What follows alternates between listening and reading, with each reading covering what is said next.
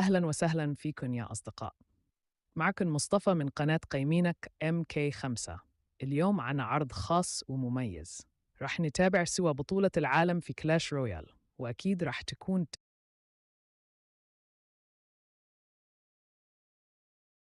تجربة حماسية مع أفضل اللاعبين من كل أنحاء العالم.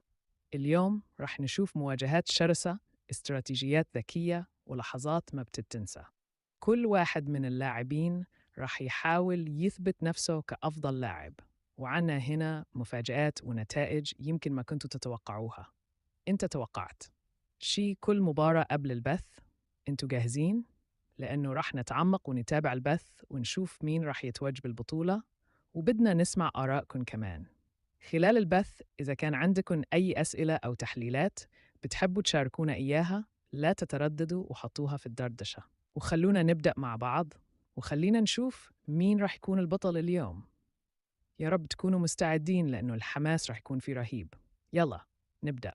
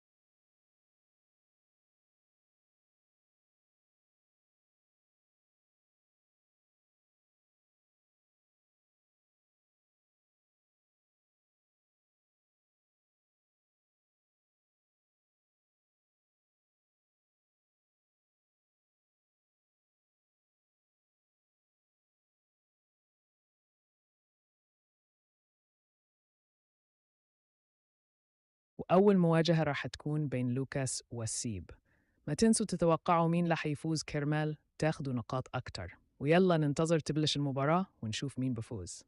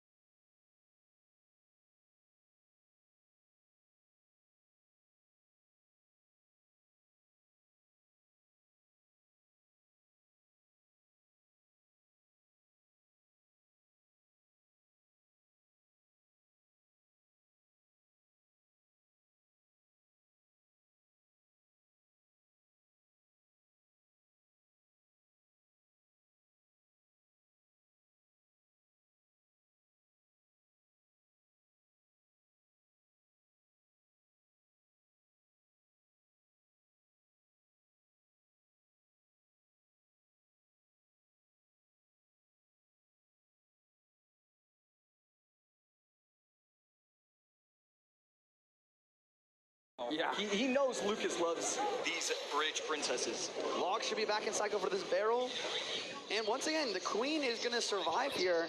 Sub is definitely going to go for some piggies soon to make use of that 3-card cycle. Maybe a pre-earthquake on the cannon as well. There's the pre-earthquake, but Lucas knows that the pre-earthquake is coming. He predicts the prediction, if you will, and stop the fix. But look at the queen left side. Archer Queen getting shot after shot, getting the tower down to 20-36. Both towers for Lucas taking a beating, but I mean, it's still a very close game. Dark Goblin outside of the range of the crown tower, so going to be able to take out the cannon entirely. And Archer Queen at the bridge. I mean, this is going to put in a ton of work right here. Delivery on one side, Log on the other. Evo Skellies get taken out immediately, and the Goblin Sign ability is doing massive damage for Lucas. Right there, completely flipping the energy of the arena, getting the tower down to 1502. Ice Spirit plus Earthquake. And I mean, Sub is recognizing my opponent has no spell, has no big spell whatsoever. If I defend cleanly, I should be able to win. It's just going to be whether or not Lucas is going to force out errors from his opponent. This is fascinating. Full defense, no pigs at all. Can he have the perfect defense? That is the question. Will he be able to stop the bait spam? Evo Goblin Barrel inbound. Skelly's one side, Log the other. Decent damage defense. And right there, Princess plus Dark Goblin. Dark Goblin does stay alive, not hit by the Royal Delivery. Log on defense from Sub. Any of the Goblin gang picked up. Two of the Spirit Goblins still alive. Princess at the bridge. 14 seconds left. Lucas needs to figure out something quickly. Dark Goblin at the bridge. Goblin Barrel's here. Log look at the Dark Goblin. The Dark Goblin versus Earthquake. 11-28, 12-12. The Dark Goblin did it. Earthquake coming in. Left in. Lucas gets it. Earthquake down at the last second. And Lucas winning by 30 HP. Oh my gosh. He's done it. It's always that you Sub had it figured out. He wants the Log on defense against the barrels. Can he get the deliveries out? I mean, he was defending it perfectly, but Lucas set him up so that he only had one Log. He probably had no Evo, no Evo Ice Spirit, no Evo Skellies. How do you want to use your Log? If you use it on the Dark Goblin, then the Goblins are going to be able to take out the tower. I mean, it was right when the Earthquake was placed down. I don't know if that was on purpose. Lucas playing it perfectly. If I can ask the replay team to redo that replay, except slow it down just a little bit, just the last replay, I want to get one more look at one of the closest games that we have seen. There's been a lot of close games in the Clash Royale League this year, but I think this is the fourth game under 100 HP difference. I mean, just in the last 2 days. I didn't do the math. There could have been one on day one as well. It's just match, and it's always Lucas. I swear in my notes, it was Lucas for 2 of those 3 games. Lucas just, allowing the crowd to enjoy himself, and that's why he's such a fan favorite. And there we go. Let's take a look at this replay. All right, so this is the last 15 seconds. Slow down. You can see the Dark Gob taking out the Ice Spear, walking directly on the tower. The Log comes through, but the Dark Gob damage is already there. Here's the first Earthquake from Sub. He's cycling his cheapest card to try and barely get back to another Earthquake. With 2 seconds left, like 1.5, he goes for the Earthquake. That's the first tick. If there was 1/2 more second, that Earthquake gets the second tick, and this game is completely different outcome. Oh my goodness. Game 1 of day 3 and we're already getting this. Thank you. I just want to say how grateful I am to be here because this has been wonderful. Deck 1 for both of these players. Lucas going the no spell bait, quick cycle. And I mean, really, it often feels like the bridge princesses are kind of the way to win this, and can you get a bunch of them on the board? I don't even know if that was the way he did it. I don't know right? How he won. Yeah, on paper, this matchup is completely in Sub's favor because he has the Log, he has the Royal Delivery, he can keep up or even surpass 3-card cycle with that Archer Queen, and sometimes bait decks like this can win.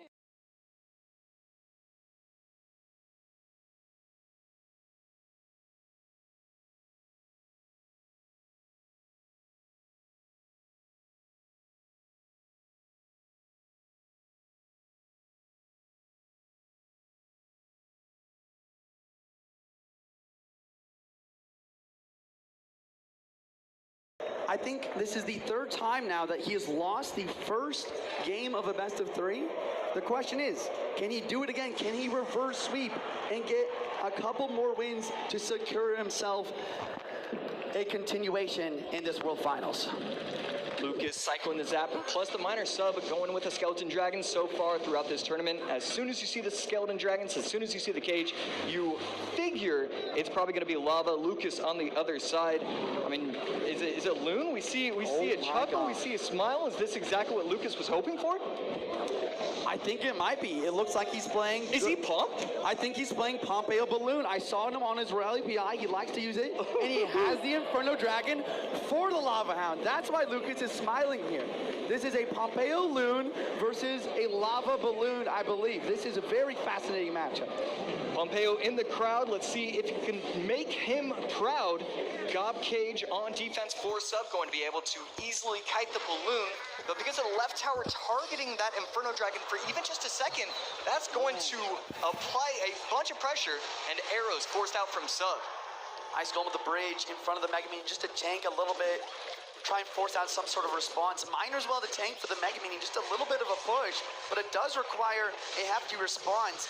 I like how Lucas just took advantage of this opportunity because he knows that Lava is not built for those cheap defenses. Forcing out lots of elixir from sub and getting good damage.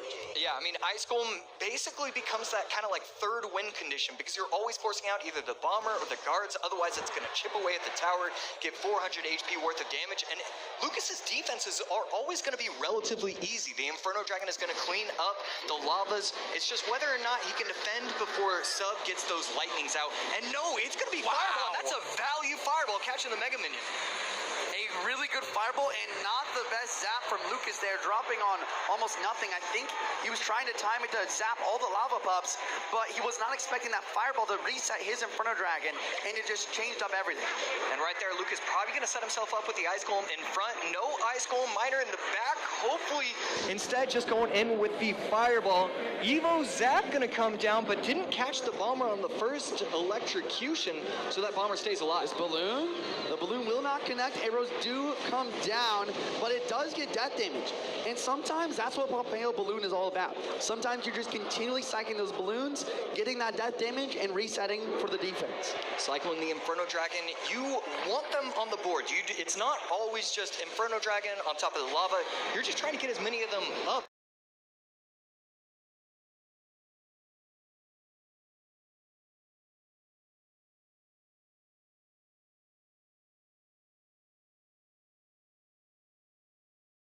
Lava Hound is not built for these defenses. A lot of the time, you want to go for a dual lane or opposite lane pressure and tower trade, but that's not something that is an opportunity in overtime. Yeah, and sub making mistakes after mistakes. Lucas already clapping his hands. He thinks this game is over. The Miner takes out the Bomber entirely. Good game coming out from sub. Lucas with the 2-0.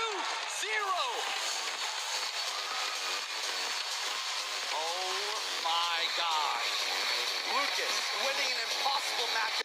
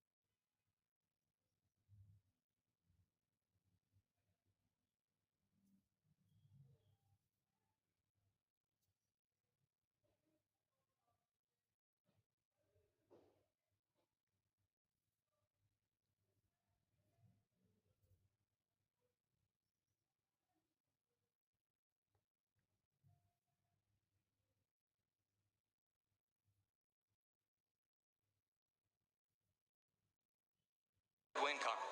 Yeah, and it all comes down to Lucas setting the pace of the match. He was always applying pressure, and Lava is not built for that, and it seemed like Sub really went along with that motion.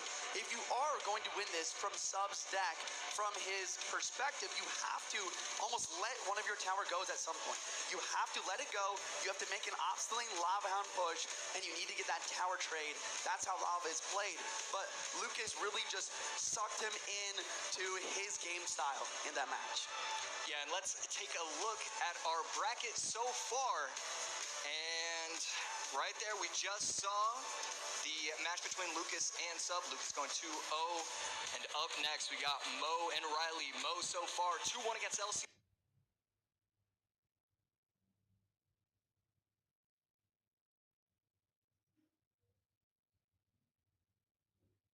I mean, I don't want to say too much, but I mean, you got Muhammad Light and Riley, they practice together all the time.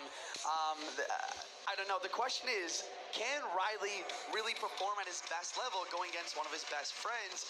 I've heard that a lot of the time in practice, Mo wins most of those matchups because Riley isn't as locked in as he is compared to others. But I did talk to him beforehand, and he said he's ready to win this match. Let's see if both or just one of them are ready with Rich introducing. For years, the lower bracket has called his name, but it seems this year, the pull of the throne is even greater. The last few steps for a two-time continue right now. It's the Pharaoh, Mohammed Light!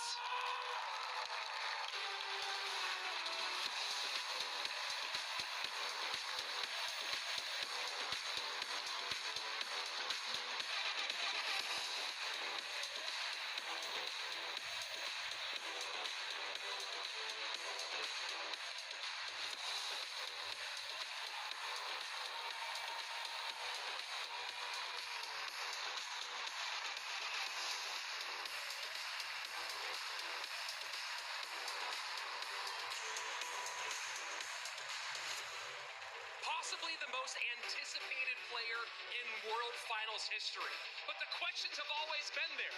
Does he have it at this level? So far, he's shown us he belongs. It's Riley!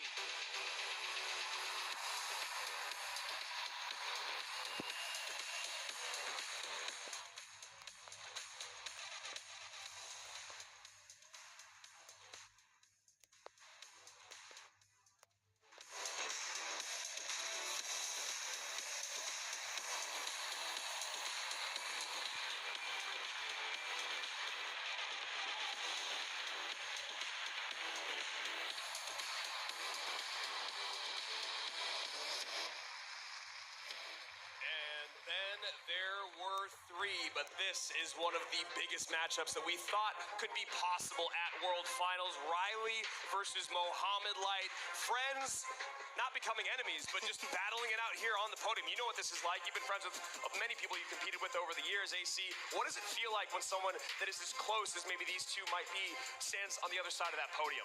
I mean, it's a mixture between just so much more fun than it usually is because you want to be able to talk that trash, but then there is just that nerves because you know the other guy is going to want to talk that trash. Yeah, and it's so interesting to hear Juicy talk about, you know, being locked in practice versus being locked in on the stage. And if that's one thing that has kind of stunned all of us, I think, is Riley's composure on the main stage, on the grand stage. Never been to World Finals before. He's had confidence in his post-match interviews, and he's had more than confidence in his gameplay, as you were mentioning. Both of them only dropping one game along their journey to our upper bracket semis. Yeah, that's right. So many incredible plays, predictions after predictions from Riley. So far, it feels like Mo, I mean, just this, we always talk about it with Mo. It doesn't even feel like it's predictions. He's just 85 steps ahead of you. The game's already won as soon as you go in. And speaking of 85, 86% of you guys going to Mohammed Light, the other 14, it was on purpose, right? It was, Yes. Yeah, the other 14 going to Riley. And, you know, one thing that we talked about before this match started, AC, was yesterday, Sub raged the wrong tower in game 3 against Riley. Had he got this rage on the left-hand tower with that second rage at the very end of the game, he actually would have won that set.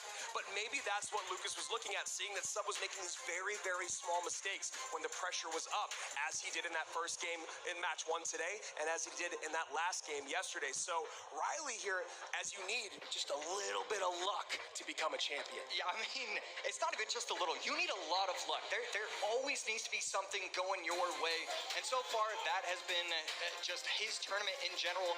And really, with that game against Sub, it was all because he didn't place the P.E.K.K.A on the right tile. Had he gone one tile to the right, he would have defended it cleanly and he would have had an easy win. Right. He cannot make that mistake against his opponent right now. No, you really can't make many mistakes against Mohamed Light, as we've seen on his run over the last 3 years. It's almost shocking to think about him getting eliminated last year, because it is such a rare thing to happen in any tournament to see him drop out before the grand finals. Yeah, I mean, he's a scary, scary guy. Mo Light, always so impressive, 79% overall win rate. It's so funny looking at his games where he'll win a tournament entirely. He'll go 2-1, 2-1, 2-1, 2-0, and then the talking point is, wow, his win rate actually went down. وتبدأ تاني مواجهة راح تكون بين لاعبنا العربي محمد وريلي. ما تنسوا تتوقعوا مين رح يفوز كرمال تاخدوا نقاط أكتر. ويلا ننتظر تبلش المباراة ونشوف مين بفوز. كل التوفيق للاعبنا العربي الوحيد بالبطولة.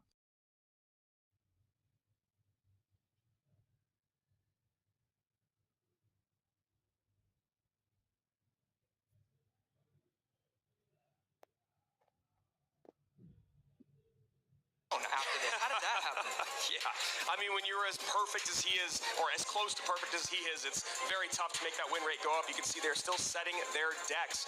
And speaking about what could come after this, very, very interesting, whether it's Riley versus Lucas or a rematch of what we saw yesterday. We'll find out after this. Right now, Riley, Mo, game 1, let's go.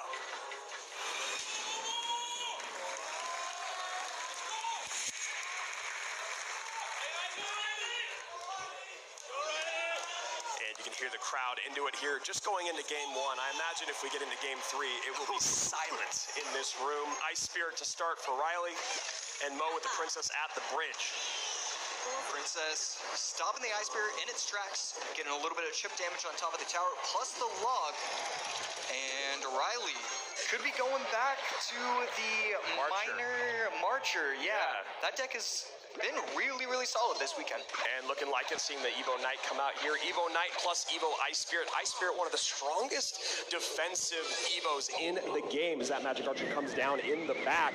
And what's really fascinating about this matchup is there is no big spell for Mohamed Light. So how do you take care of the Magic Archers that Riley's going to place? And if a Magic Archer does ever get a connection at the bridge, how do you stop it? And Mo Light, the way he just kind of carries himself, Riley, we heard it in the interview where, oh, how did you know you were going to win? Well, when he played the first Goblin Barrel. With Mo, he played the Goblin Barrel, no smile, no look up, no nothing. Riley just locked in and focused. And Riley does have the Tesla. You can see there, Mo not happy about something. Not exactly sure if it was the placement or what, but doesn't get a lot out of it. Goblinstein does get on tower, not going to go for the ability. 21-62 to 2 very healthy towers for Mohamed Light. Yeah, it really felt like Riley got a value log, was able to get the Goblin Barrel plus a little bit of damage on top of the Doctor and the Dark Goblin, and still his tower just lost 850 HP. Everything that could go right went right, and he still got tons of damage. Oh, and the NATO doesn't kill all the Skellies. And both of them surprised by this interaction because it should have done it. Now log has to be used on the right-hand side. Goblins to the real Goblins to the left, and a great connection from Mohamed Light. Dark Goblin getting chip damage on chip damage, getting the tower down to 2048, and that is a tough interaction to happen to you. You see it once a month, and people are complaining on Twitter. There's no time to complain. You just have to focus up and recenter yourself. Exactly. You see Riley kind of shaking his head there. He's played through adversity so far in this tournament. Again, I've said this on stage, off stage, probably too much. Memory of a goldfish, and Riley needs to move on past this and just recognize a little mistake early on against Bait doesn't mean the game's over. And right there, defending cleanly with the Ice Spear, but Mohamed Light too steps ahead, getting the Princess chip damage, and Riley going to respond with his magic archer of his own, finally getting just a little bit of damage on that left side. Yeah, what a brilliant play by Mohamed Light. He goes barrel to the side knowing troops are going to come out, then goes Princess to the bridge knowing those troops are going to get on top, or going to get, the Princess is going to get on top of those troops for just a little bit more chip damage, and that's what we talk about him just thinking 85 steps in the future. Yeah, and these Princesses are scary. Ice Spirit able to make the full-on jump. NATO is going to stop him for a second, but still going to get 2 stabs on top of the tower. 1922, 1821. Mo's lowest tower is 2686. This game is about as clean as it can get for the Pharaoh. And right there, Magic Archer not doing its job. Princess on the left, fully staying alive. Log should be able to stop nothing because the Princess stops walking. Mo looking for something with that log, doesn't hit it, but the tower, 1763. Another Princess comes down. Magic Archer to snipe. Nice placement there from Riley. And it's clear that Riley has a lot of practice in this because bridge Teslas are exactly how you want to win this. And Mo, again, stopping. Every time Riley thinks he's one step ahead, it's just not the case. Mo protecting everything beautifully. I mean, this is the Mohamed Light effect in full force. Doctor getting more damage on that left-hand tower. Evo Skelly's popping off on the right. Magic Archer comes down. Wow, perfect defense right there. Log taking out fully the right side. Wow. And Princess, oh my goodness. On the predict. Knowing spears are going to come out, he places the Princess a few tiles away from the bridge, and that is just next level, AC. And right there, great timing from the Doctor with Mohamed Light. Ice Spirit not going to be enough to take out the Dark Helmet just yet. Getting a little bit of value on top of the Knight, and will that third take it out? And it does. But Mo Light, I know that next card that's coming down, it's going to be a Princess. NATO in, liner in, barrel to the right-hand side. Princess up high, nice catch. 1286, 1287 are Riley's 2 towers. Man, this is peak Clash Royale. 30 seconds left, Log coming down on the left, NATO on the right. 2 Princesses, Dark Goblin, 2 Dark Goblins, Doctor up. What is Riley going to do? Look at this map domination now. Barrel on the left-hand side. Riley knows it's over. And Mo has won game number 1. Growling at his opponent is Mo, and he deserves to do that. That was gorgeous. Bait against the greatest bait player of all time, and he showed up. Now, I said it before, I did not like Tar running bait against Riley. Why would you do that against the greatest bait player of all time? Well, there's a little bit of an asterisk there when you are the greatest of all time. Oh my goodness, both players, it just felt like they were, goodness gracious. Riley, even when he's making the right plays, it just doesn't work out, and it feels like maybe there's like 3 plays that weren't even wrong, but then that was the reason why he lost. We see him shake his head right there. You see Mo just like a shark smelling blood in the water. That small mistake, that small odd interaction, and that game was just cascading from there on out. Magic Archer, no big spell, no problem. Logs plus Princess will be enough. And the amount that Mo made Riley play those desperation NATOs as opposed to offensive NATOs was absolutely stunning. I kind of blacked out with that game. خلصت الجولة الأولى بأداء مميز من اللاعب، حيث كان تركيزه عالي بشكل واضح. تشكيلته كانت قوية وقدر يتفاعل مع كل حركة للخصم بطريقة احترافية. شفتوا كيف قدر يتفوق في بعض اللحظات؟ هالشي بيخلي الجولة الجاية مليانة حماس. Game, but I don't remember any offensive NATOs. It always felt like he was just on his heel, couldn't do anything. Let's take a look at the decks from both of the players, and yes, it's only the Log coming in for Mohamed Light, so he has to get that chip damage. On the other side, Log plus NATO, but it just felt like it was always defensive NATOs and never the offensive NATOs. And same with the Magic Archer, it's just, you're always placing it in the middle, and then Mo is cycling so well with the Ice Spirits and the Skellies in the middle that the opposing Dark Goblins are always sniping those Magic Archers. The Prince deep to catch the spears was come on. But he does that, not on the World Finals stage, not on classic challenges. Nobody does that except for Mohamed Light. And you can see Mo, his family, his coaches, all elated right now. There he is, Julesy and Mama Mo. sitting there, sitting pretty, big smiles on their face, wondering why after game one, huh? Yeah, man, that was such an incredible match so far today. Has just been such a joy. I mean, just because I have nothing else to say at this moment, predictions lead to predictions, event.supercell.com/Clash Royale, because your casters need a moment to catch their breaths after the most amazing start to this set between good friends, good rivals, and here we go. AC, what do we got? We got game number 2. Let's get into it.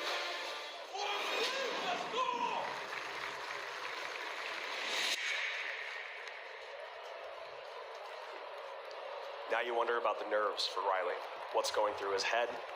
Just lost to his deck.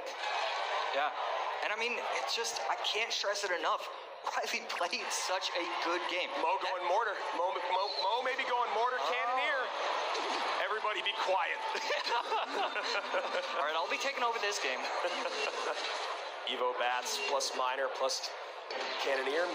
Wow, and he's going back to before Gobstein. He might be going cannon cart plus skeleton king. This was actually pretty popular for a minute.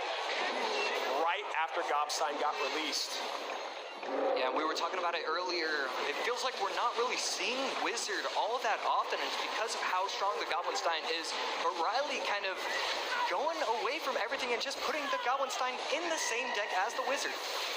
And Zappy's there, and this is such a fascinating construction of this deck, AC. You can see Riley going, what are those Zappies doing in this deck? Now you have the mortar, you have the cannoneer once the wheels fall off, you have the Zappies to stun and slow this Ram Rider, and this is a lot of trouble, an uphill battle, if you will, for Riley.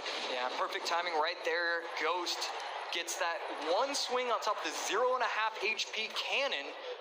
Cart, there we go, there cannon cart, and right there, Riley gonna set up with the P.E.K.K.A, and I think that's what you gotta do. You need to set up your P.E.K.K.As in order to have a shot. And what's going to be also very interesting about this matchup is if those Evo bats do pop off, that rage will not be enough to take care of them. Obviously, the Goblinstein ability will, and so will the Wizard, but the normal response to bats in the E-Spirit and that rage will not be enough.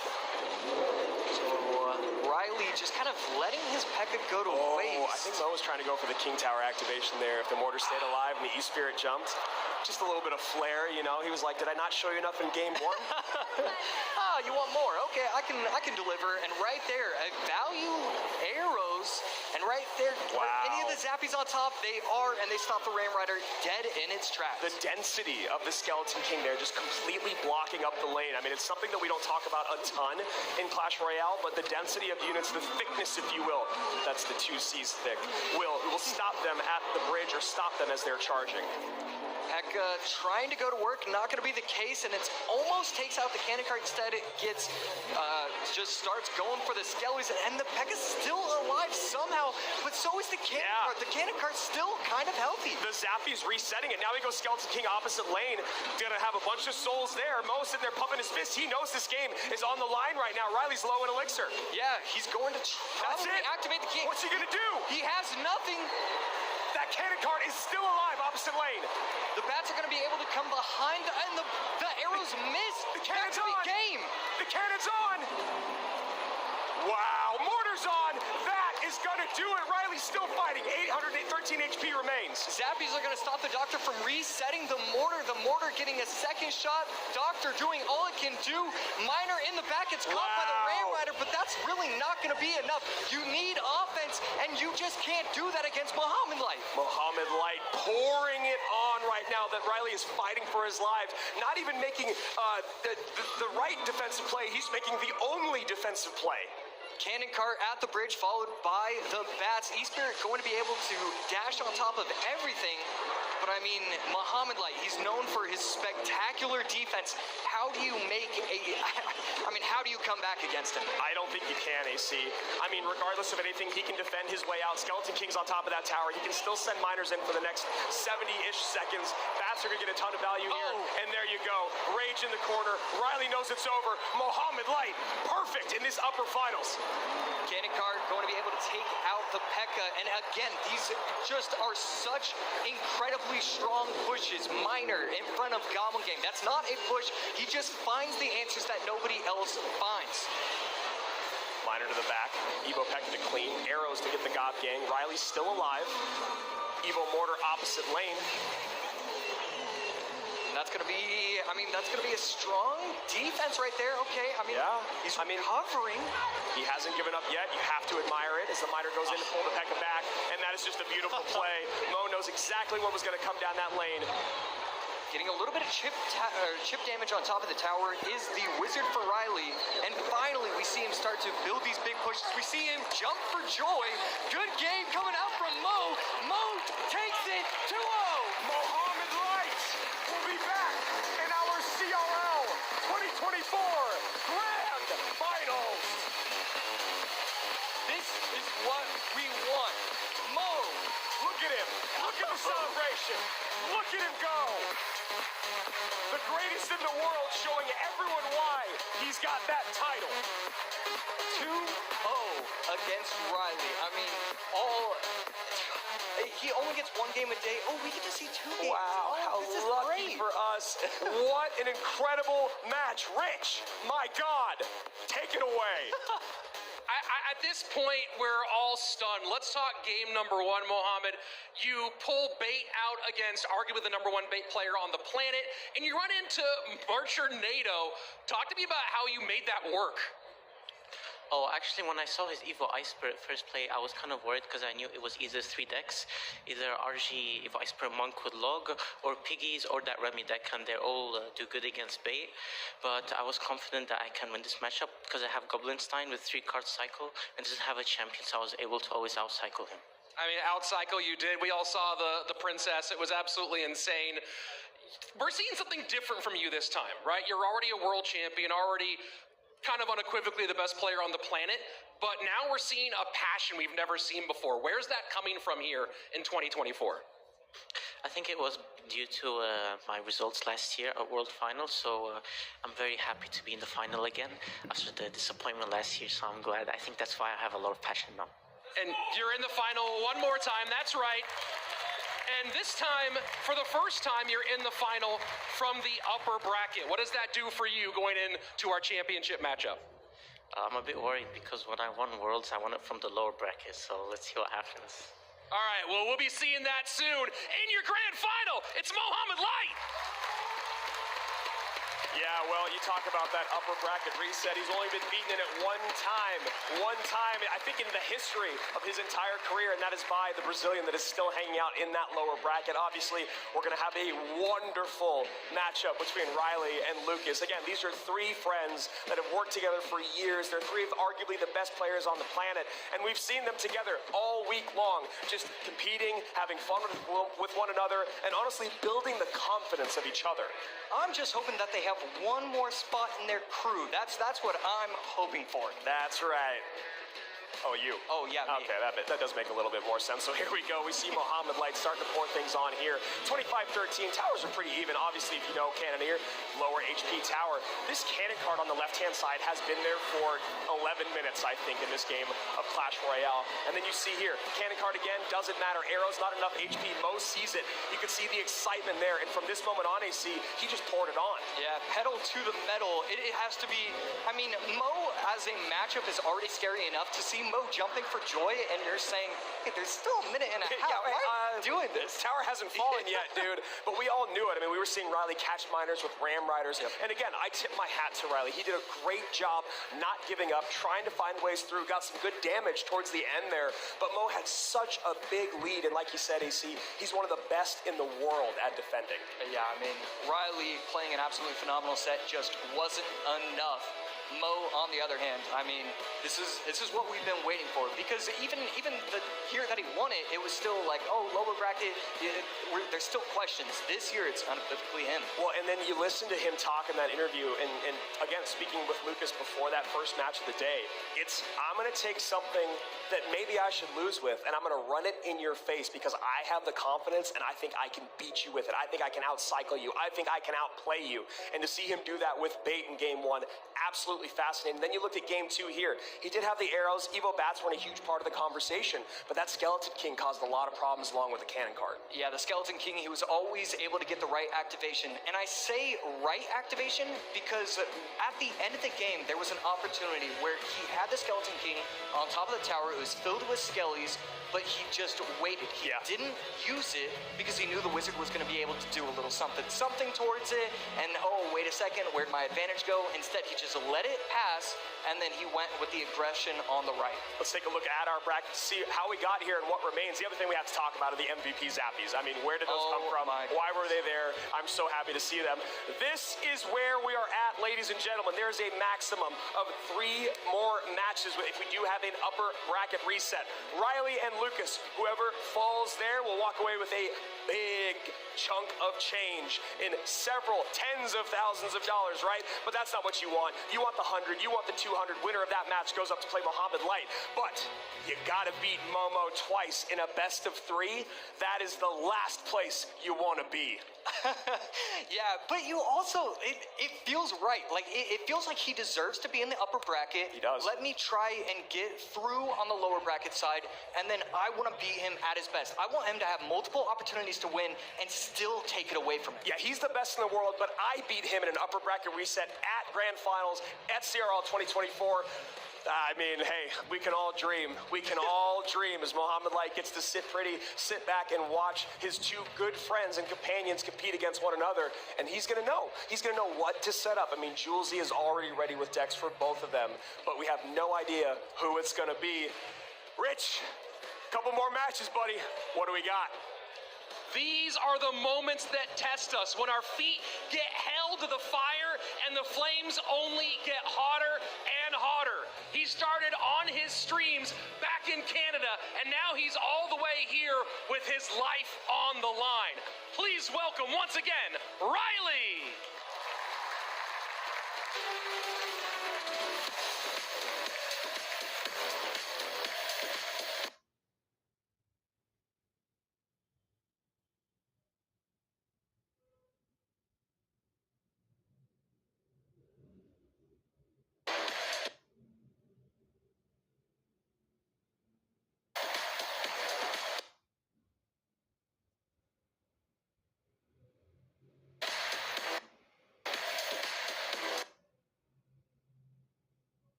'21, 2022, and now the question is, will the 4th time be the charm? He wants that matchup. It's Mo's rival, Lucas!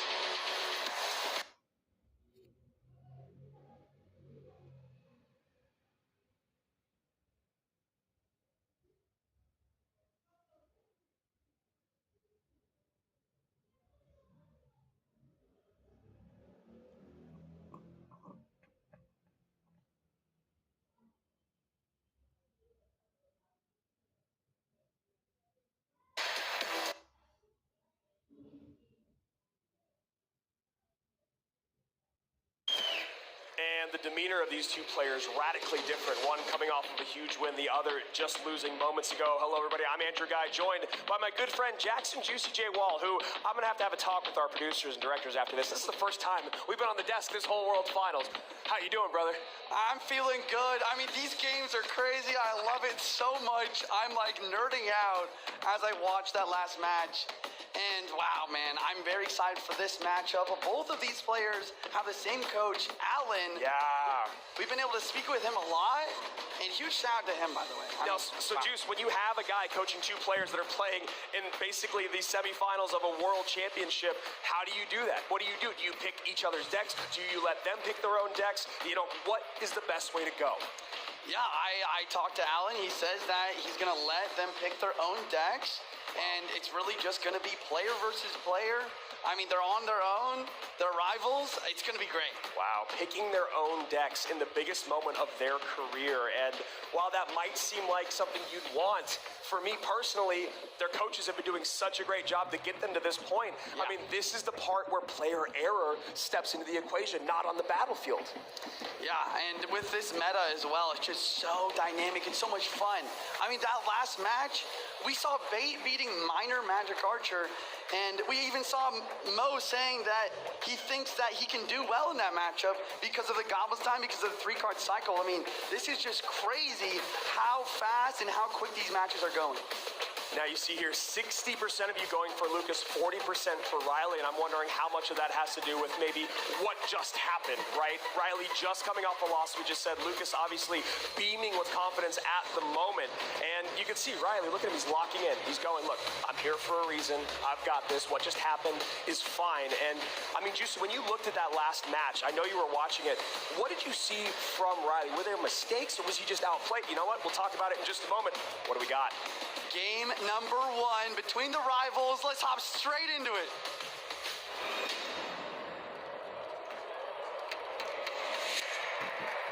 Yeah, I mean, going back to your question once again, I think that Riley, you know, he played okay, but just the skeletons getting onto the Evo Knight and just a couple unfortunate interactions at the beginning, it seemed like Riley really got in a spot where he had no way to attack. Now, was that skeletons interaction because the NATO was too soon, too late, or just an odd interaction? Me and Rich were actually talking about it. It happens when you're pulling skeletons away from something, or it kind of happens when you're pulling skeletons towards your unit, right? So he was turning those skeletons towards his knight rather than away, and it made it so that they were able to kind of survive. Oh, it's almost like they pulled him to attack while they were spawning, while they were getting taken off the board. And here we go, Lucas going to bait against Riley, who is running Lava Hounds. So, you know, maybe he saw something that Mohammed Light did that he liked in terms of creating that deck or that matchup. And I did also talk to Alan about what he thought both of his players might use in this moment, and Lucas does play bait, and Riley might have predicted it with this Lava Hound Arrows matchup. And that is a huge, huge connection there. You can see Lucas already a bit stunned from it. 22-12 to 12-03. Riley drawing blood first. Yeah, I mean, this is really interesting. I also talked a lot with Riley and Mo about, you know, workshopping a lava deck that can counter bait because of how important it is in this World Finals. And maybe he's found it. He has the Evo Bomber, as well as the arrows for solid defense, cheap defense, and offense at the same time. Now, do you think the Lightning will be able to find its way into this equation more than what we just saw in the very beginning? That's a good point. I don't know what Lucas' last card is. If it is Goblinstein, I think that Lightning will be imperative for breaking through. But I really don't know what this last card is. Great damage there from the Goblin Barrel on that right-hand side, protecting this Dark Goblin to go down the left. Okay, Dark Goblin getting taken out. Evo Cage does decent. Similar thing as we've seen with Lava before. He needs cheap defense or just no defense at all. He needs to get a Lava and needs to maybe even get a tower trade going here if Riley's going to win this. Yeah, really nice. I'd say cheap defense there, like you said, Juicy. Still getting some offense in on the other side. 1644.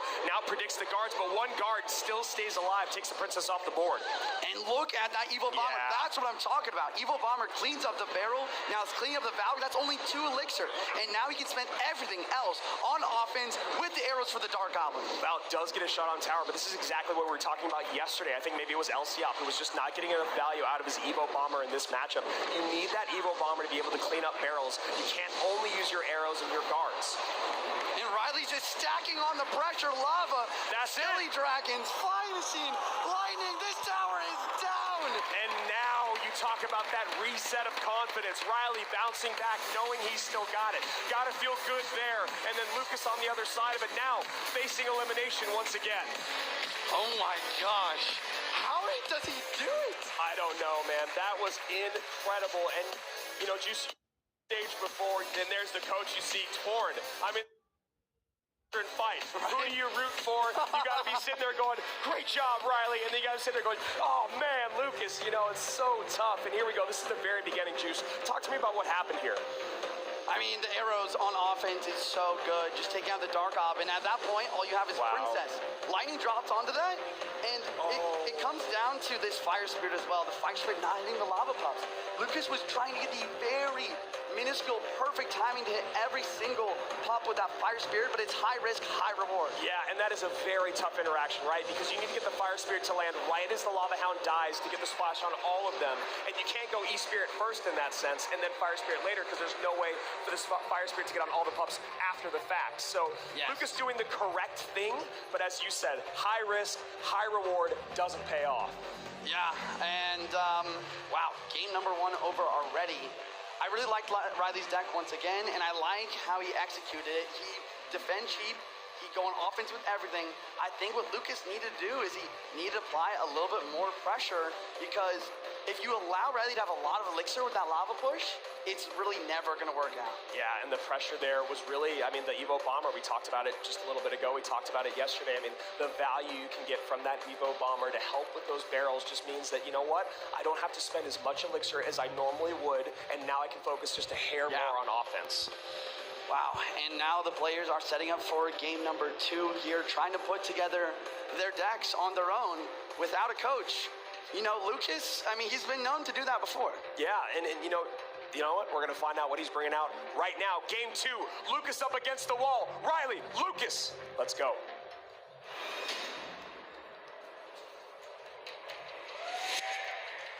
Now, Juicy, you've lived in the rarefied air of being someone competing on a stage for a massive amount of cash. What on earth would be going through your mind at this moment?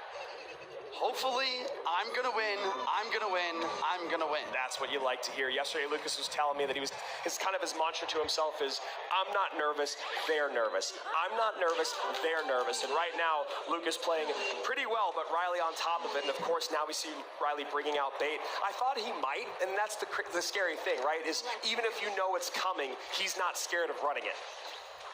Yeah, the question is, does Lucas have the facilities to deal with this super high pressure bait that we've seen succeed time and time again? I don't know. I don't know if he has the log or the barbarian barrel, or maybe an extra spell to deal with this Dark Op Princess combo. That's really what you're gonna need. And a prince in the back, Juicy.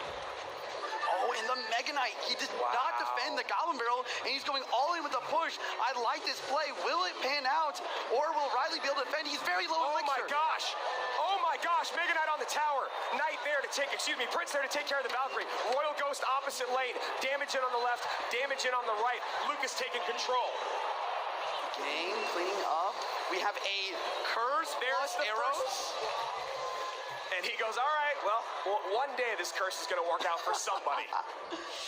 Wow. I mean, I love Lucas' deck, though. This is great. You have the arrows for the Princess, the Dark Op. Very similar to last matchup, actually. And then, of course, the curse is going to be very good for his gang as well. And that Mega Knight will apply so much pressure in front of the Prince. So, Juicy, this is your stream. You're 20 seconds away from double time, double elixir. Wow, I've done this for 7 years. What is your thought on this matchup? Yeah, I got to give it to Lucas with the arrows, with the Mega Knight, with that curse. But we know Riley is the best log bait player in the world. If there's anyone that can make it happen, it's him. So Riley going to have to do some innovation here as Lucas goes to take out that Princess. AQ on the opposite lane does still have her charge, takes out the Goblin Gang here, and sets up an Evo MK in the back as this Archer Queen should be completely defended. Queen rolling through to try to set up some defense and have some DPS for this Evo Mega Knight. I think Riley also has Evo Valkyrie cycle, but this Evo Mega Knight is a force to be reckoned with either way. And again, Lucas going with a very, very cheap, call it a defense if you want, takes a bunch of damage, 16, 12, 18, 88, as this push on Riley's side of the board dies on the vine. 979 though, Riley's lowest tower. The pre-curse, expecting a Gob Gang. Wow. He catches some goblins. I think that forces a response. E-Spirit does get it. And AQ does get a shot in. Very nice predicted play there by Lucas as he goes miner to the Princess once again. Wait, he's shaking his head, the miner! Yep, I knew it. Got to get the King Tower activation. And he needed to go one tile to the right there. And there's the barrel yet again. Riley down damage, but in a decent situation. Yeah. Can he bring it back without a big spell? And that King Tower activation is going to be so helpful against the MK and the Prince as they come across the board. Oh! And you can see Riley shocked by that interaction. Juicy's got his hands on his head. Yeah, I mean, he just played the Archer Queen ability just slightly too early, and that is going to change everything. Now Lucas immediately having the opportunity to attack. And you can see Lucas has no fear in going minor on top of these princesses because he's ready for him to drop a gang on top of it and get more value out of it. So one of Riley's best units has been completely handicapped by Lucas's Goblin Curse. And yes, you heard that right. Yeah, I mean, I talk about this when I play Mega Draft a lot. Sometimes a card doesn't need to be played to get value. Sometimes it only needs to prevent your opponent from playing the card they need to defend. That's brilliant, the scare factor of the card being there, and that is why Lucas has been, like I said, very, very willing to get on top of those princesses with the minor. Obviously wishes he didn't activate King Tower, but not the end of the world. Ice Spear dropping down defense versus the barrel. These barrels are consistent damage right now.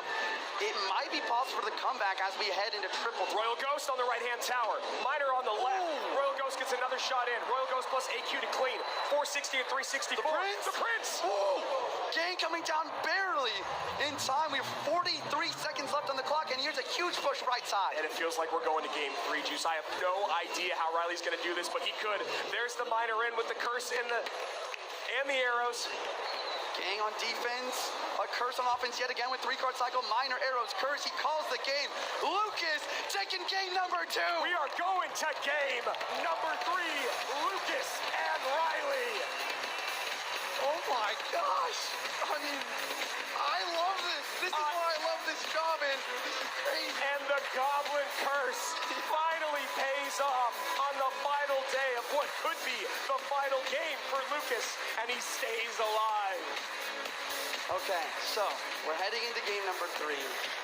Before that, let's look at this wild replay. We saw the Mega Knight and Prince just constantly applying pressure throughout the match. This is where he really got that first early connection. I actually like how Riley allowed the Mega Knight to connect to his tower. Yeah. If he tries to defend both, then they're both alive. And then the tower's gone. Yeah, that's a great call there, Juice. And honestly, I got to imagine Riley felt maybe a pit in his stomach the moment he saw the MK plus the Prince, because he's only got one ground tank in that Valkyrie, and that is not going to be enough throughout the game. And then he sees the curse, and now all of a sudden that Goblin gang can never stop the minor, and it can never stop the Prince.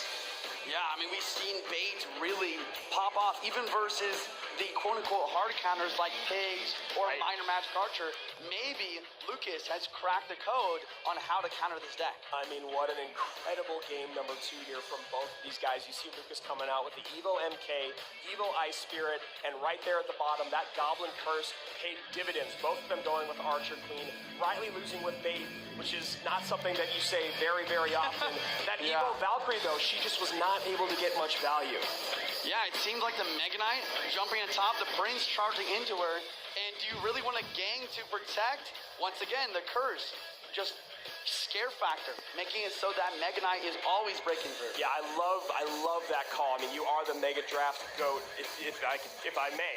And the idea that it doesn't matter about playing it, it's just them knowing you have it, and that will prevent you from doing so many things. And honestly, before I saw the curse come out, I was wondering why Lucas was so willing to get on top of the Princess, but also Riley wasn't really protecting it, so maybe he was thinking about that, and probably was, because they have the same coach, who, again, must be quite torn right now. Right? Okay, so I'm looking at the most recent decks here. We have Game 1, Lucas played Bait, Riley played Lava. Game 2, we have Lucas playing Mega Knight, and we have Riley playing Bait. What is left? I think there's a lot of potential for a Pigs, Earthquake, or Hawk Earthquake kind of weird matchup here. And that would be fascinating to see between these two amazing players. For sure, because, you know, Lucas known as one of the best hog players of all time, but I don't know about... يلا خلصت الجولة وراح ننتقل للجولة التالية. متشوقين نشوف كيف راح يتصرف اللاعب الفائز بهاي الجولة. هل راح يغير استراتيجيته أو يكمل بنفس التشكيلة؟ وهل يقدر الخصم يرجع بالنتيجة؟ كل التوقعات ممكنة، والأداء العالي راح يكون عامل أساسي اليوم. خلونا نتابع ونشوف شو راح يقدموا.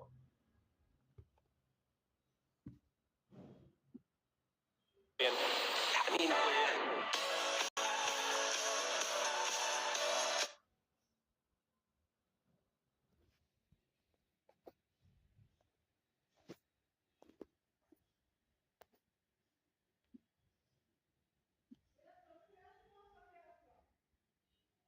and you have the heal spirit healing it up, and it's already working great for Lucas. Yeah, great damage there for Lucas, 21-15, and maybe Riley expecting the bats with the immediate drop of the Goblinstein up front. Goblinstein will get to tower, so you can see him wanting to use an ability. Bit of a flinch there from Riley. Yeah, I think Riley was trying to predict that Lumberjack with the Miner and basically keep his cannon card alive to get a really good start already. If it worked out, it would have been great, but not going to work this time. Yeah, Lucas trying really hard to get that King Tower activation. Doesn't get it either, though. Takes a good amount of damage. 21-53 for Lucas, 21-15 for Riley as the second RG comes down. That's the evolved one. That's how it works. Yeah, Riley does have defense for the RG this time with the Mortar, with the cannon card. Fisherman distracted too, not able to pull the cannon card right away. What will Riley do in this counter push? We do see the Gobstein tanking. The Gobstein ability will pop, clean up the Evo Bats. Very successful. Can he get to the tower though? And Lumberjack does just enough as a high fish boy comes out. There's the Doctor down low to stun that Miner. Bats in cycle once again. And we see a defensive Mortar played one tile up, preventing any fireball value on weak side tower. This is a very slow match compared to what we've seen today, but I love it. It's very methodical. Never mind. And there it is, Juicy. Thank you for saying that, because you know that Caster Curse is working in our favor right now. This Lumberjack's going to go down all the way back around to a Mortar, though, is Riley. And that also means that Lucas is very close. Oh, a great predictive log on the Goblins. And I believe Lucas is just one card away from an Evo RG. And you guys watching right now might think, oh, why free log on the strong side tower? But it's very important in this kind of matchup. Lucas needs multiple RGs. He needs that dueling pressure. So any damage on either side matters a lot. The Evo Ice Spirit actually takes out the Lumberjack, so the Evo RG is able to get raged up. Cannon goes down, but it does bait out the Lumberjack just because Lucas wanted to be safe. Roll Giant, one more shot left side, but we see Riley in overall damage lead just by focusing on this right-hand side tower. Only 90 seconds remain in one of their World Finals run here in 2024. One game in, one game up for both. Oh my God! Oh, the perfect timing there. Lucas by a hair. I really thought that cannon card was locking on, but Lucas with the reaction time speed of a lion. Goblin's counterpart king, he doesn't have to worry about it. King Tower's activated. Yeah, I'm gonna eat this damage from the one Goblin. No, excuse me, King Tower activated. I've played this game before. 2380, 1976. Lowest tower for Lucas, 1801. Lowest for Riley, 1769. After the fireball log comes in to 1711. I don't know how I feel about these defensive Evo Mortar. Another fireball dropping down and help clean up. He's cycling like crazy. Yeah. 50 seconds remaining. There has not been one offensive Evo Mortar that I can think of.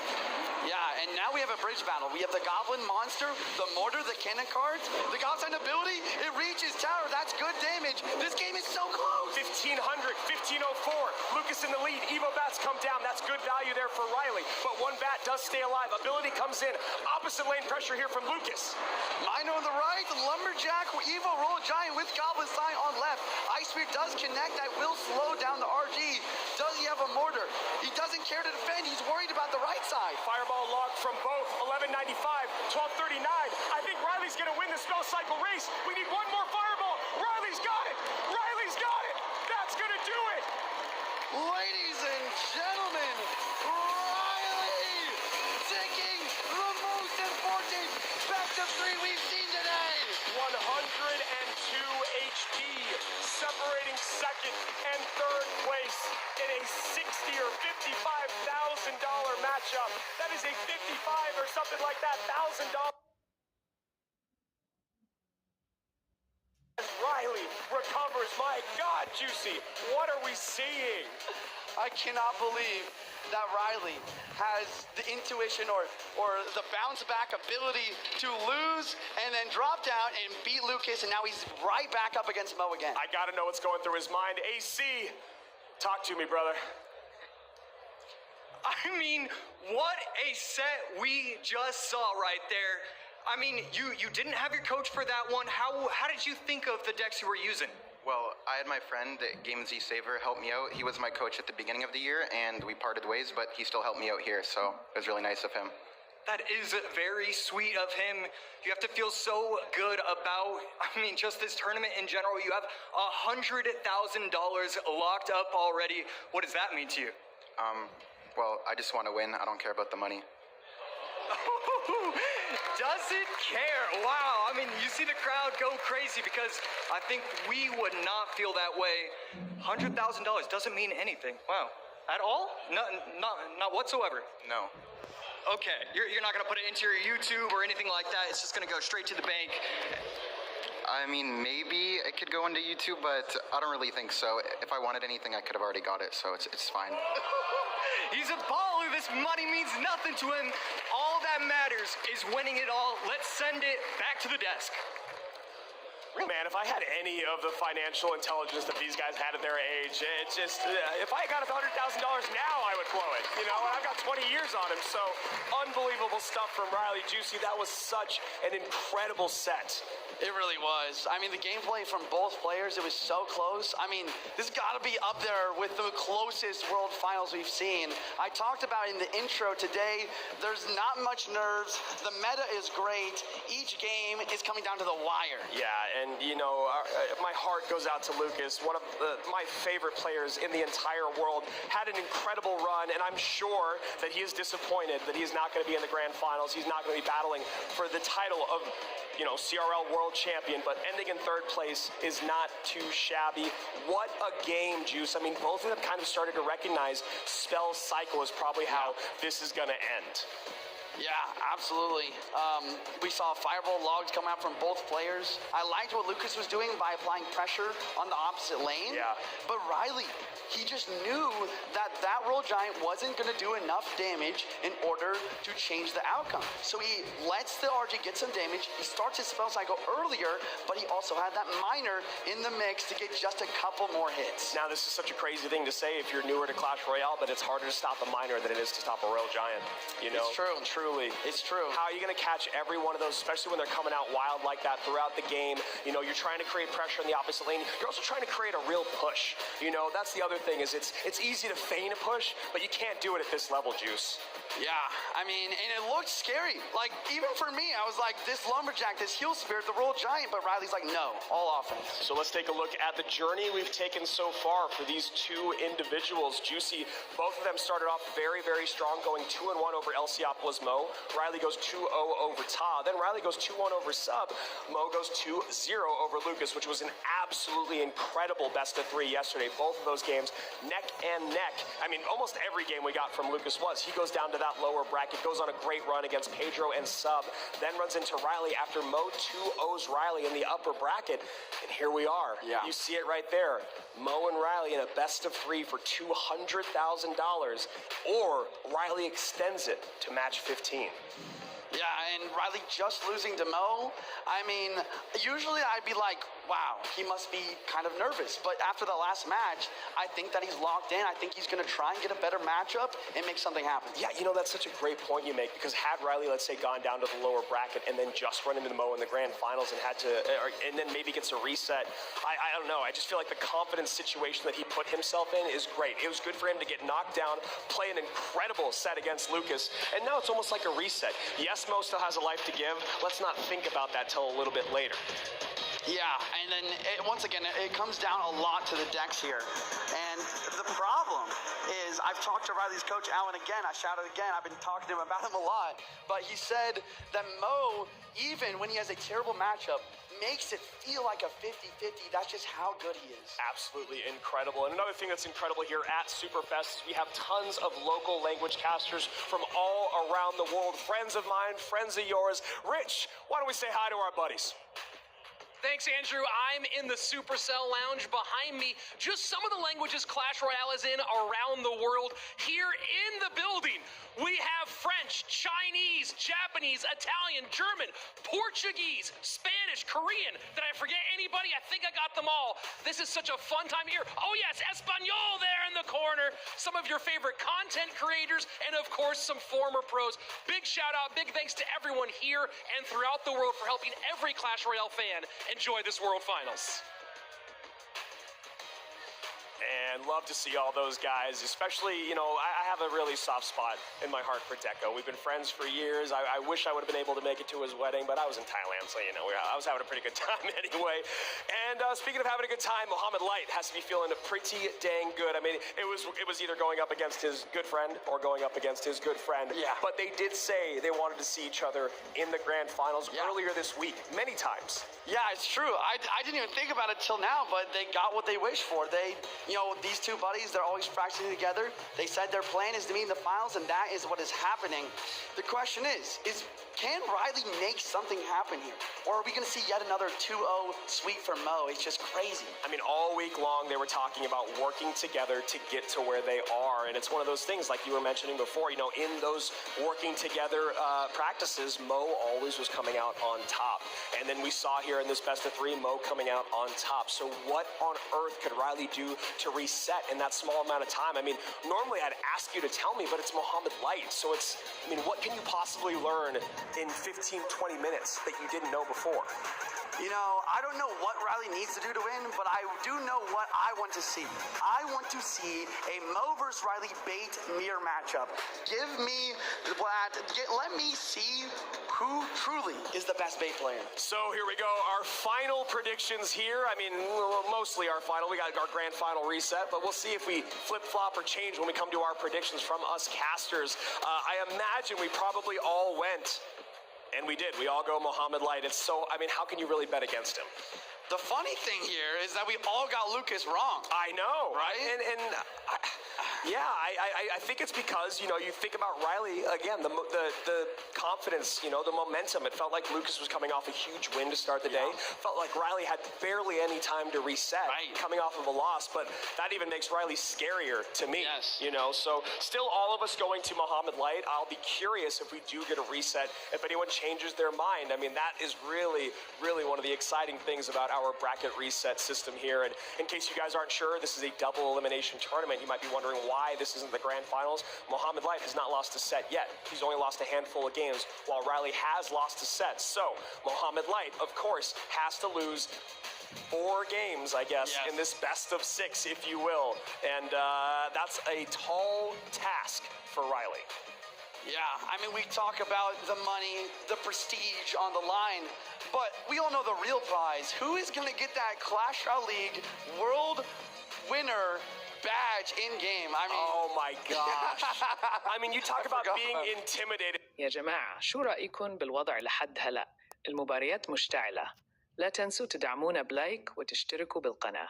كل تفاعل منكم بيشجعنا نستمر ونقدم أفضل محتوى. خليكن معنا. Before you hop into a game, you see finalists, you're probably like, oh man, that's crazy. You see world champion badge, I mean, that is the coolest thing ever in game. Yeah, will Mo get it? Will Riley get it? It's tough to say. I mean, not for me, but we all voted Mo. I just want to see a close game. I want to see it 2-1 here. I don't want to see it 2-0, no matter who wins. And again, guys, event.supercell.com/Clash Royale for you to get in all of your prediction, to get all of your prizes. I mean, you're a little late to the party, but, you know, you can still go check it out, see what rewards you might be able to get. And I've been putting in my predictions here and there all week long.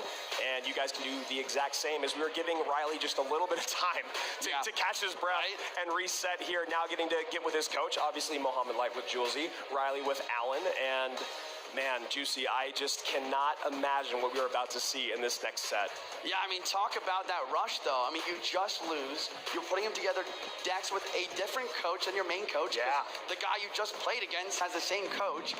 You win that, and now you immediately are going back with Alan, maybe with a Game Saver 2, to prepare for this massive $100,000+ match of Clash Royale. Yeah, a best of 3 for 100K is absolutely crazy, and so is the fact that we have already come to our grand finals here at our 2024 CRL World Finals AC. Set it up, brother. Unparalleled dominance for the past 5 years. The greatest to ever do it stays in the upper bracket. It's Mohamed Light.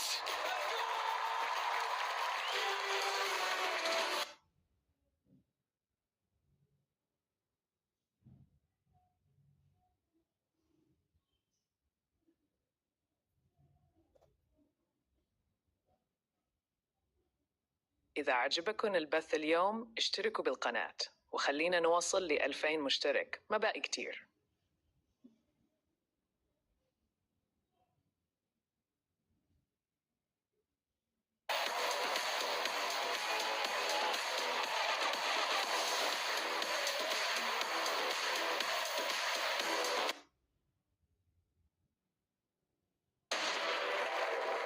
He's unsure why everybody thought he would be nervous. All these players are playing for money. He's playing for pride. He's playing to win it all. The log bait god, it's Riley!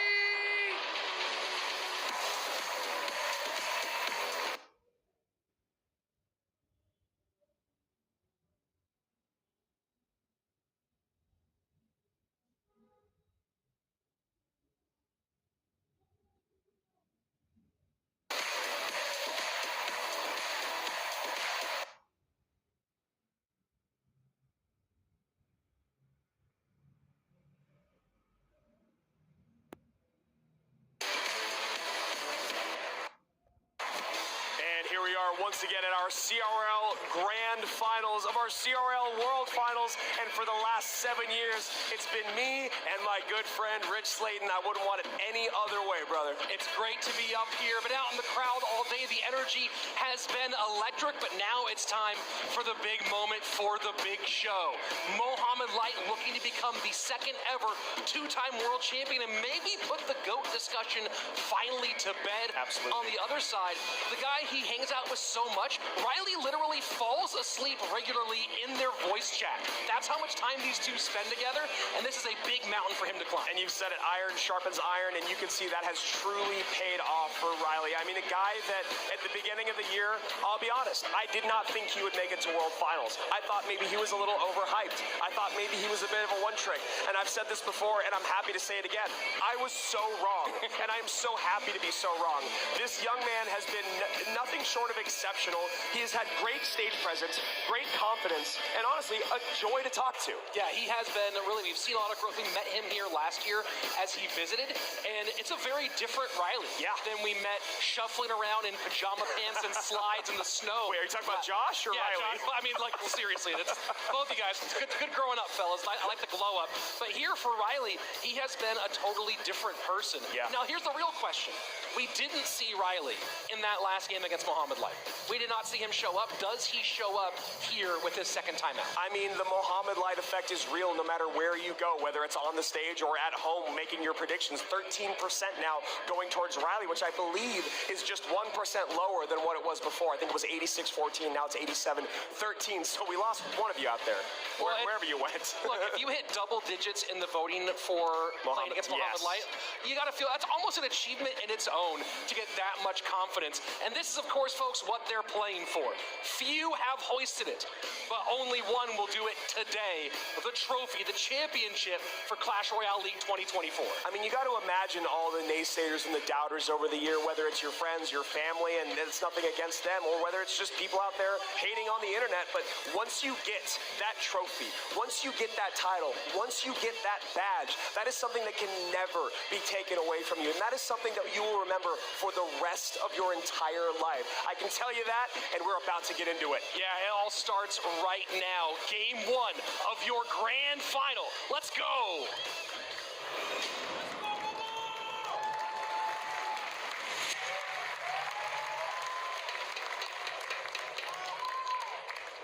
And keep in mind, folks, that Mohamed Light is for the first time playing a grand final at Worlds from the upper bracket, which means Riley has to beat him twice.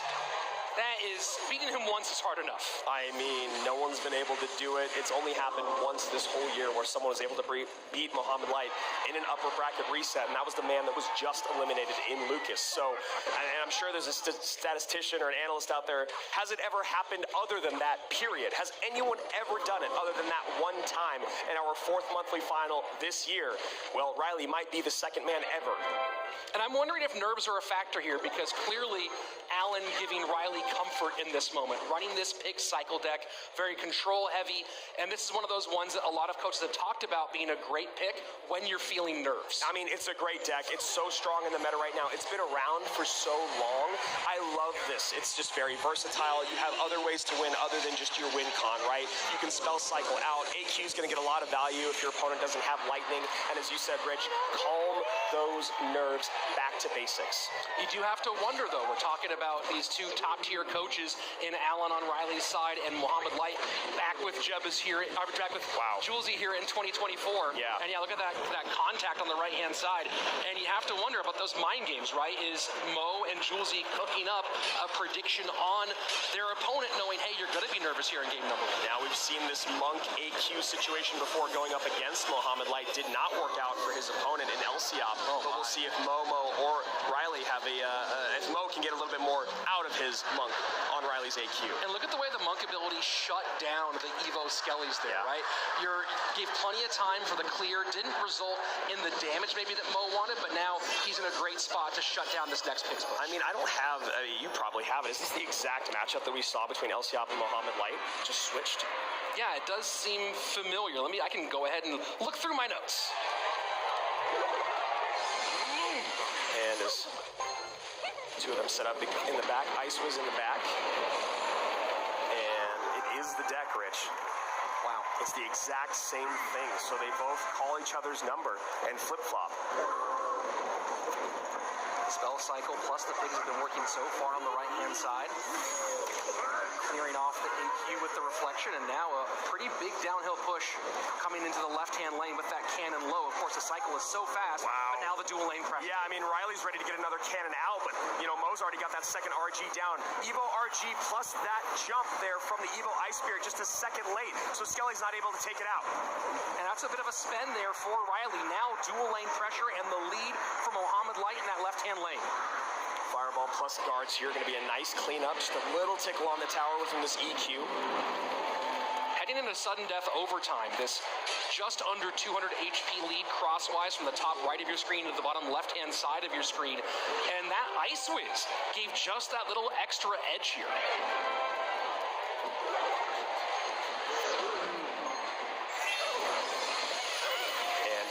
Slow pause here as both these guys trying to create a little bit of offense, but still trying to feel each other out with 90 seconds remaining here in our first game of our grand finals.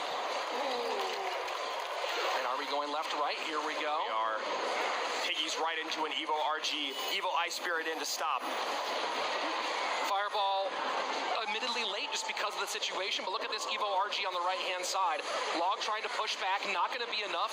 Gets one. Will it get a second? Wow. One? And this damage in both lanes is dramatic. That is huge. The cannon just a second late, and now nothing on top of the ice. On top of the Ice Wizard. Ice Wizard putting in some DPS, and Mo goes, wow, that is the last thing I ever expected you to do. Yeah, you see the look on his face. That Ice Wiz just pushing to the outside, getting around the Royal Giant with nothing else to target. Here we go. Big push on the left-hand side, man. That's it. GG. Well played. Muhammad Light is one win away from immortality. And that was so clean, so dominant. Red from top to bottom. Every single time Riley was setting up a defense, Mo was already ready for a second RG. Those fireballs were used on the cannons. Didn't have to use it on the Archer Queens because the Monk was there. And he got so much out of that Monk ability throughout. That was tremendous, and I think the thing that we've seen from Muhammad Light throughout this entire competition is calm.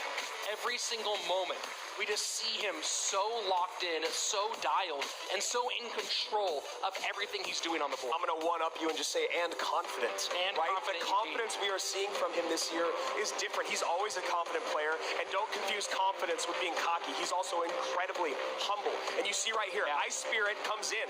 Cannon just a second late.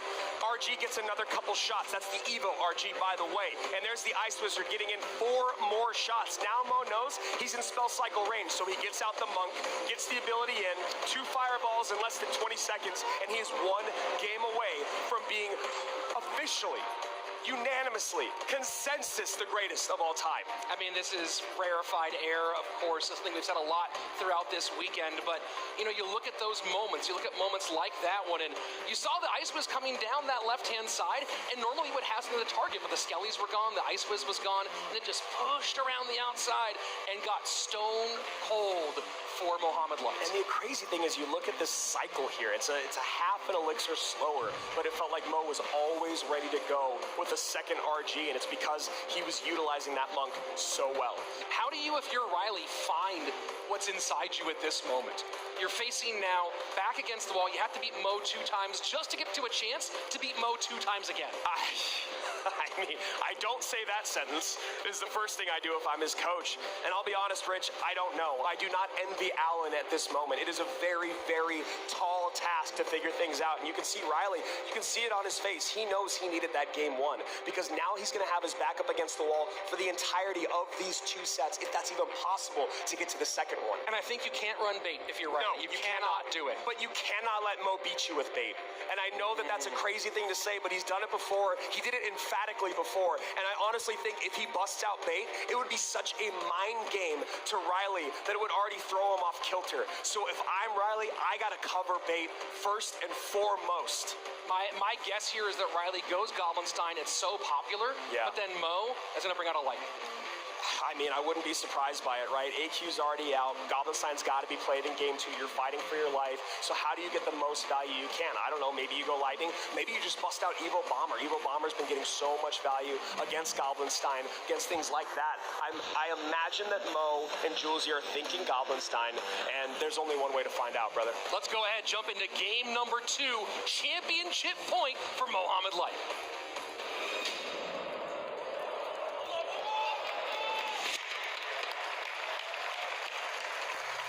And maybe one of the biggest differences in a moment like this from the rest of the year as we play remotely throughout the regular season is usually in this big moment, you have your friends, your coaches on chat with you, cracking jokes, keeping you calm, and that's been a big part of helping Mohamed Light overcome his nerves in the past, but now he seems totally past that. The question is, how does Riley self-soothe in this situation? Look, I know that those are very nice, and there's the Evo Bomber, and I know that there's noise-canceling headphones there on both of our players, but you can feel the electricity in the room, and you can still hear those very loud cheers. And you know Riley's thinking about it as Momo goes Gobstein left-hand side. Riley looking like he's doing a throwback to 2021. Wow. And it is. It's Luke Freeze. That is what Moogie beat Mohamed Light with back in the day. You know what? If you got to take a swing, swing hard. That's right. First minute passing away, and with that little shock, Riley will pull back within about 450 HP as Mohamed Light lavas up. Balloon immediately opposite lane, Lumberjack in tow. Mohamed Light has that Evo Gob Cage up high. Gonna make short work of the Lumberjack, but it will still rage up this balloon once it goes down. No! No! Oh boy. And Mo's gonna get a little bit on it with that flying machine and now create a lot of pressure. Yeah, he's got a great counter push here. Brawler goes hard on that right-hand side. Flying machine on the left. And the Evo Electro Dragon just going for the 1 snowball plus the arrows to clear. Oh my word. And Mo knows. That's it. That's it. Oh my. Mohamed Light is going to be our 2-time world champion and consensus greatest of all time. I mean, there's still play to go. Camera, don't. Why are we pulling away? They're running the goal. There's still gameplay. Folks, what are you doing? We're still going. Mo's like, dude, I didn't win yet.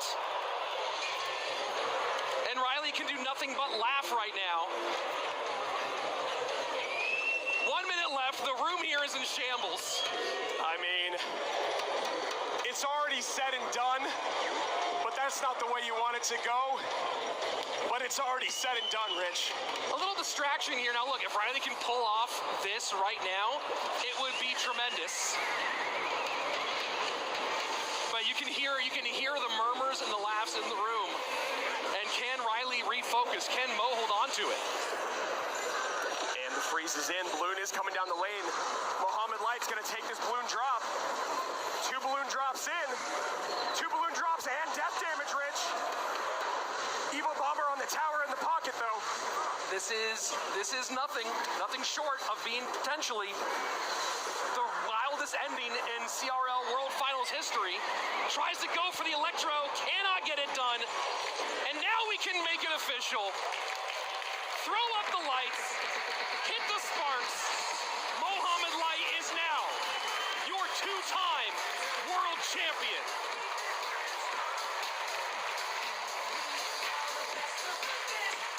The first ever to reach $1 million in career prize pool. And finally the questions are answered.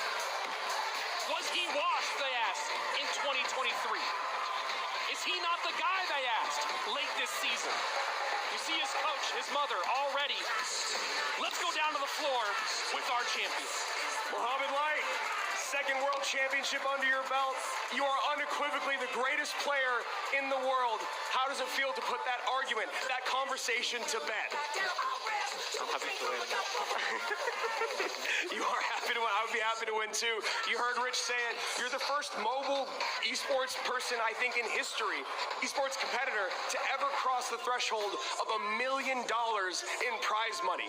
Yeah, I know. He doesn't even know. How does that feel, man? For you, your family, for your country? How does that feel?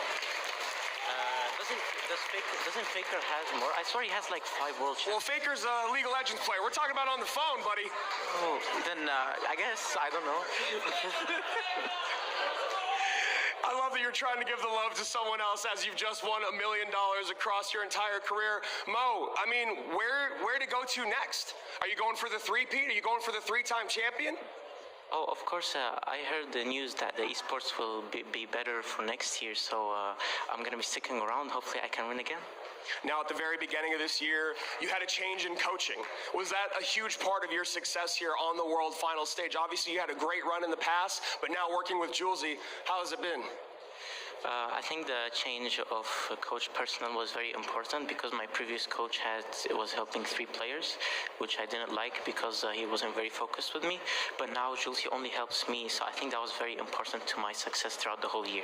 Well, and a lot of success you had, Mohamed Light. You didn't just win the trophy. You didn't just become the greatest in the world. We got something else for you too, brother. One more time, come on, let's hear it, let's go. Congratulations.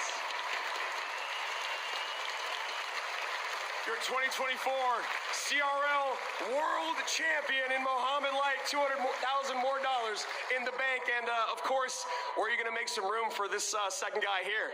No, you don't have to hold that. Yeah, let's trade. Let's trade. Get the real one there. Mohamed Light, everybody!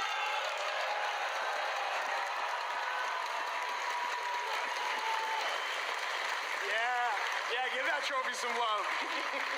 This has been an amazing year in Clash Royale League 2024 and a really fun World Finals. First of all, thanks to each and every one of you for making this the most hype we've ever had on a final day. You make this thing so much fun. Juicy, it's been a blast. Final thoughts here. I mean, all of the matches so close. This is the most fun I've ever had participating in a World Finals. Joshua. I mean, no fear in any of these players. They were going all out. Let's just see mano-a-mano who can win it. Brother. I love being here with all you guys. I love all of you people in this room for being here to support. And I gotta say, there's nothing better than watching the greatest in the world do exactly what they were born to do. We've had a busy week here. You see a lot of people in black shirts around the room. We have a crew working for not 1, not 2, but 3 World Finals. Please, let's get a round of applause for this production team working tirelessly to give you the show you deserve. Thank you so much for being here. On behalf of everybody, Jackson Juicy J. Wall, Joshua A.C. Sharon, Andrew Guy, your champion, Mohamed Light, I'm Rich Slayton. We'll see you next year.